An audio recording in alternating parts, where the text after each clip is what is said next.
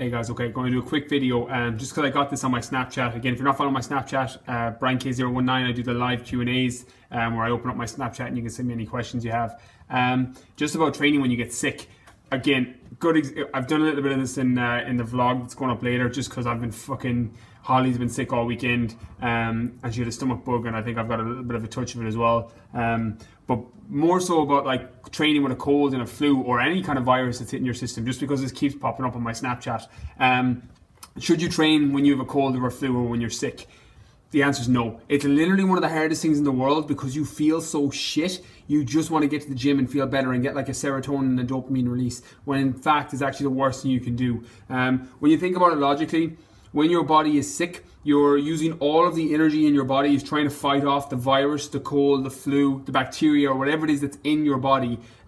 So when you train, you're in tearing fibers, you're in burning calories, you're in using all the energy to try and repair from a workout, when your body in fact needs that energy to try and get rid of whatever it is that's in your body that's causing you to be sick.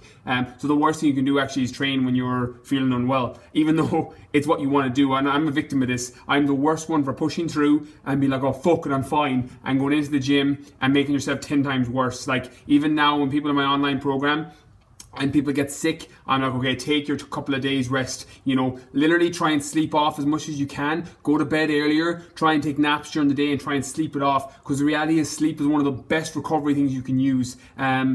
You go to the gym, you're going to make yourself 10 times worse. I've literally done this, I'd say, about 4 times. And like the definition of insanity is doing the same thing over and over and expecting a different result. And when I was younger, I would be getting a cold or a flu, or I'd feel it coming on, and then I'd go in and fucking train something like legs, and then it would knock me out for fucking 6 or 7 days, and then I'd lose a whole week of training, as opposed to if I just sucked it up, taking the rest day, taking 2 rest days if I needed it, and then I would have been back to the gym stronger 3 days later. So if you're feeling a cold or a flu or something coming on, what I would do is, this is literally my protocol. This is what I do every single time. I'm lucky now because I don't get that sick that often now that I'm not doing contest preps and things like that. My immune system's obviously a lot stronger. But keeping your immune system on top, so things like vitamin D. As soon as I feel a cold or a flu or something coming on, I bump up my vitamin D to about 10 IUs a day, which is, you know, kind of high and above what you'd be going, but in terms of someone of my body weight, so anywhere, you know, if you're in that 80-90 kilo range, you're probably going to get away with that. If you're below it, I'd go at like 6 to 8 IUs, which is like, they normally come in tablets of 1 IU. Vitamin D is a massive supporter of immune function. Same with vitamin C. I add a gram of vitamin C to every single meal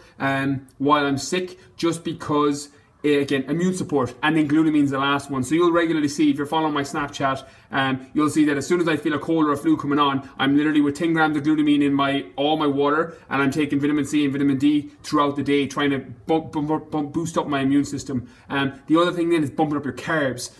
Remember, carbs, the only job that carbs have for your body, with the exception of giving you a little bit of vitamins and minerals and certain carbs, is energy. You know, there's no essential carbohydrate. There's essential amino acids and there's essential fatty acids. Your body needs fat and protein. Your body doesn't need carbs. You know, some people, depending on their genotype, run well off carbs, but you don't need them. They're for energy. So when your body is trying to get rid of a cold or a flu or whatever it is that's making you sick, you need energy to fight that. So increasing up your carbohydrates, you know, bump it up. So if you're going, you know, 100 grams of carbs a day, I'd be trebling that up to about 300, trying to battle off whatever the cold of the virus is. The reality is, it's not going to make you fucking fat in 3 days or 2 days by bumping up your carbs, assuming that you've been doing it right all along.